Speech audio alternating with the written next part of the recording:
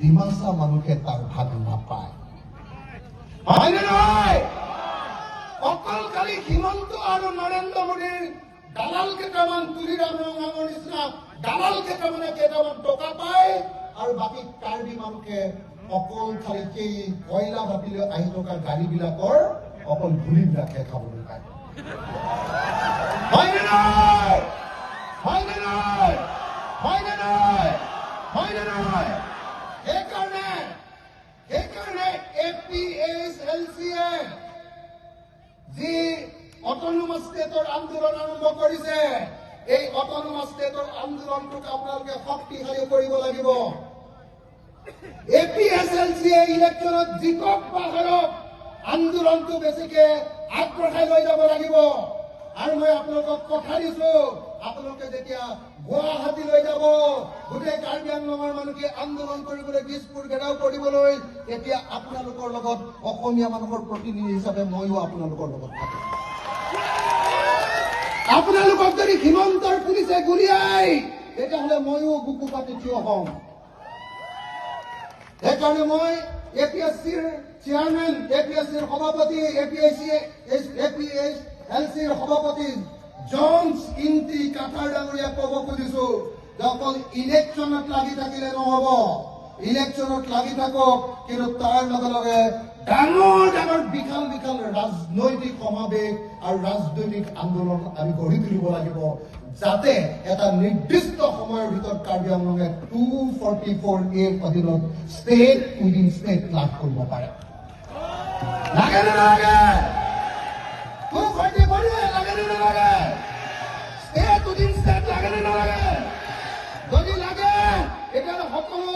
কাৰ্বি আংলঙত থকা সকলো জাতিৰ মানুহ একলগ হ'ব লাগিব কিন্তু মই এটা কথা স্পষ্টকে কৈ দিছো অকল কাৰ্বি মানুহ নহয় কাৰ্বিৰ লগতে আন কুকিকে ধৰি যিমান কাৰ্বি আংলঙত থকা জাতি জনগোষ্ঠীৰ মানুহ আছে সকলোকে ভাই ৰূপে দেখিব পাৰিব লাগিব আপোনালোকে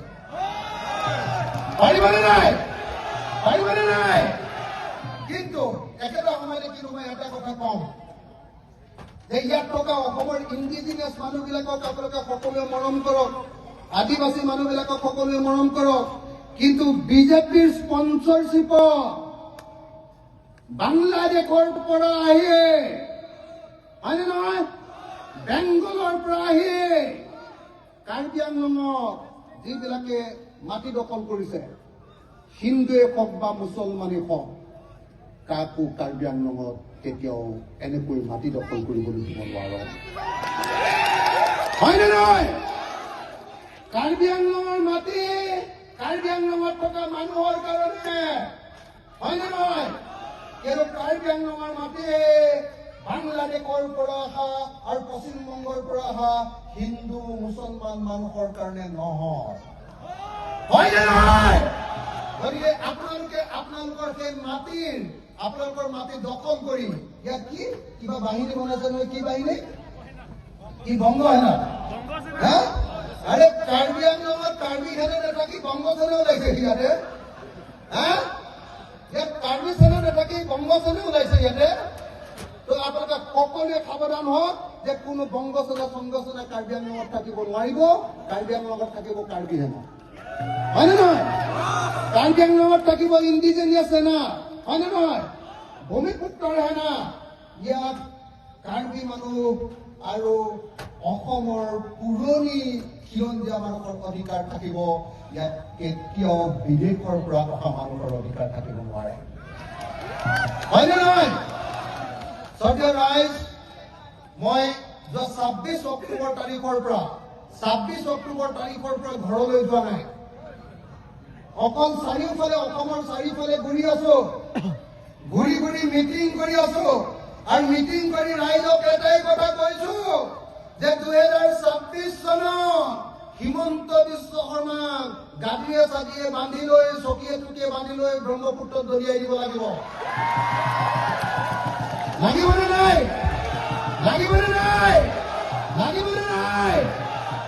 আৰু লগতে যেতিয়া হিমন্ত বিশ্ব শৰ্মাক দলিওৱা হ'ব তাৰ লগত আৰু এখন সৰু চকী আৰু এটা মানুহক বান্ধি লোৱা হ'ব কোন বাৰু কাৰ্বি আংলঙৰ